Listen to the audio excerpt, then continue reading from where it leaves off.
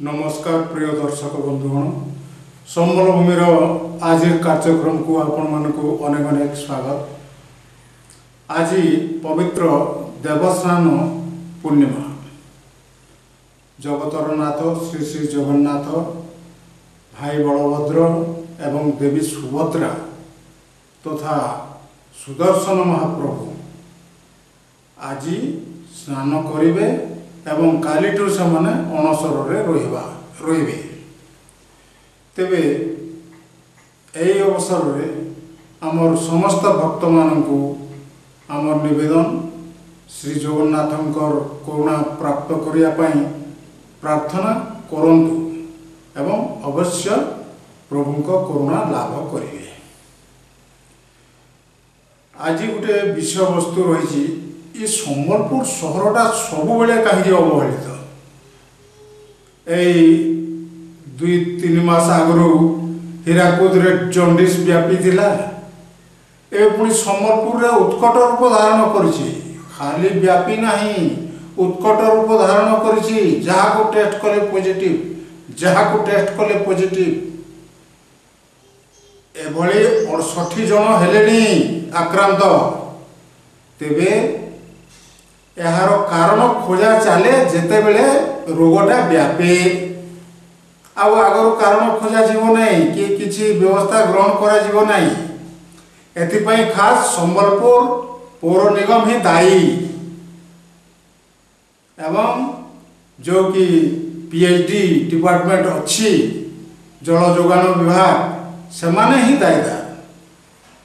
आपण संबलपुर सहर जुआड़े जातु खाली पाइप खोला एटा चली 12 मास क्यों दिन बंद नहीं। कौटी गाड़ खाल है लोक ता भितर पड़े कौनटा कौन होमती प्रत्येक वार्ड रे यही समस्या रही एवं एथि रास्ता घाटर अवस्था मध्य खराब होउछि एवं लीकेज जो होउछि पानी सही जगार केते आवर्जना नाल भी रही केते बेले सेठारे कुकुर माने भी दुई कर दौरान।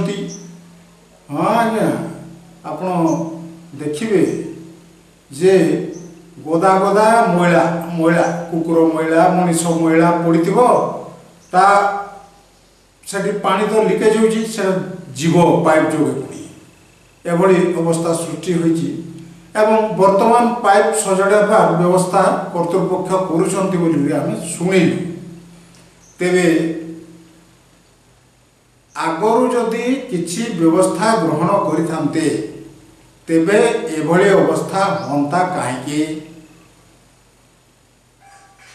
समस्त अधिकारी अछंती दरमा नौचंती किंतु काम कला बेलकु सुन कहवानी कि एटा तो कहवाको बाध्य। कारण ये 2-3 मास आगु व्यापी थिला चेता पोषिला नहीं।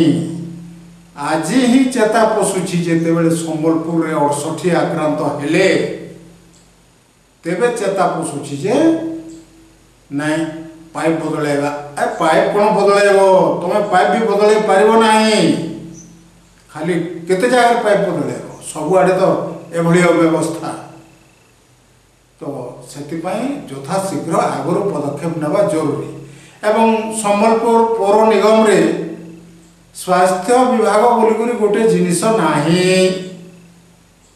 पौर निगम कथा सेठी जने हेल्थ ऑफिसर अछंती सेठी जने फूड इंस्पेक्टर अछंती एवं अन्य पदाधिकारी मान रही कर्मचारी रही। तेबे तांकर काम कौन कहारी को जना नहीं। मुख्यतः जंडिस कारण होउची पानी दूषित पानी एवं फास्ट फूड स्ट्रीट फूड यह मुख्य कारण बोली करी कहा जाउची। तेबे आमर पौर निगम पक्ष केवल शीतल षष्ठी समय 2-3 दिन चढ़ाऊ हेबो से लोक देखाणिया भाव आर तारपरे सुन तो जंडिस न होकर कौन ଭଲ ରୋଗଟେ ହେବ, ମଣିଷକୁ ଭିଟାମିନ୍ ମିଳିଲା ଭଳିଆ ଏଇଆ କଥା। ଏଥିଯୋଗୁଁ ହିଁ ଜଣ୍ଡିସ୍ ବ୍ୟାପୁଛି।